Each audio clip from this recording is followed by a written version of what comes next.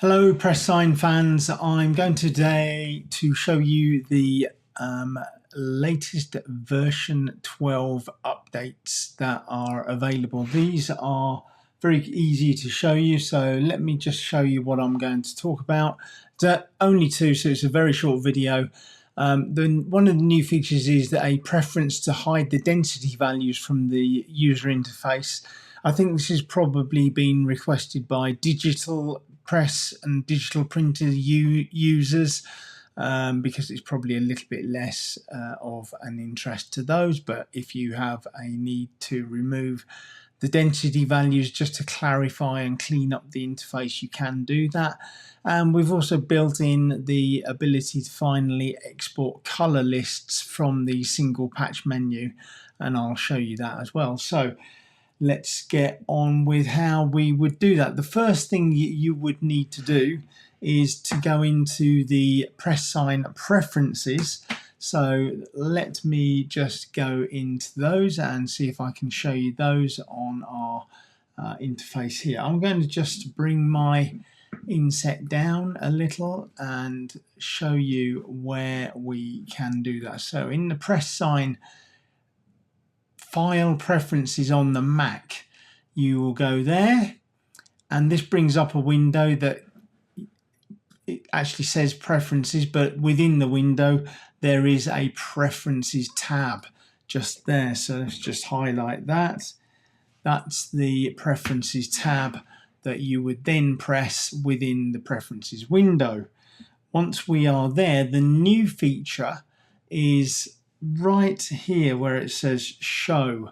So we've got the show and a little tick box. It's a radio button that you turn on and off, and it is related to the density measurements section. So that's what that is. And so where would we actually see this make a difference? Well, in the main summary screen that we're now looking at, we can see that we've got density values in all of these areas and below those. So if I were to turn off the radio button, so I'm going to click it now with my mouse, and we see the button has cleared, and I now click on OK.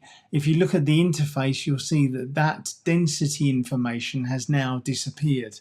So it leaves a much cleaner interface for those people who don't want to see the density information. What you do still see are the delta E values and adjustment information in terms of percentages up or down, and those kind of things are also you can change those within that same dialog box.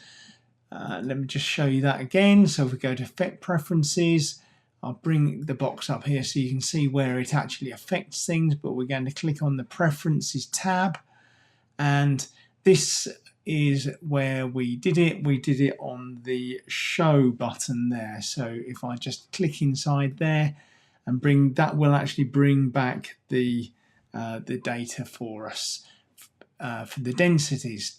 Here you've got the ability to change whether you want density adjustment to be percentages or an absolute figure.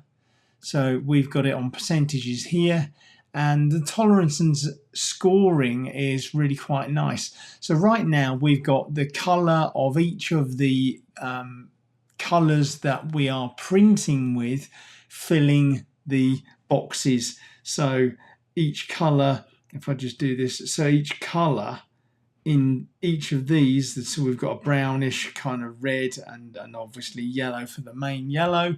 They are all the colors that we are printing with. But if you want to have a slightly different view, you can look at an in-out option. So if I click on in-out and click on show to show you what that means, what we're going to do is we're going to lose the percentages that we see in each of these boxes. So if I click on OK, if I can get it properly, instead of a percentage now, we can see that it actually says in, and in one situation, I'll highlight that in red, we've got that saying out. In fact, we see we've got it out here because the delta E that we're working with has also failed. So a delta E of 4.8 or 3.10 in this target standard is clearly a failure. So that's what the in-out option is. Let's go back one more time to the preferences.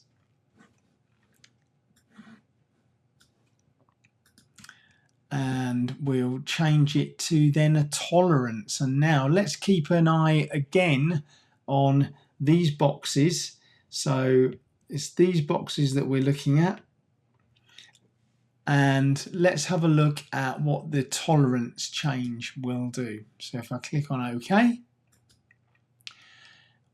we then see that instead of showing the color, so instead of showing the blue color, which is there in this window, it actually shows it as a green. So you've got green and red boxes here and here, which show that your tolerance is in standard. Otherwise, they're outside the standard there, and they are shown in red. So that's the difference. We still, of course, do see all of the correct colours in, these preview boxes. Okay, so I just wanted to show you that. So there's a few things to play around with to make sure that the interface works more nicely for you.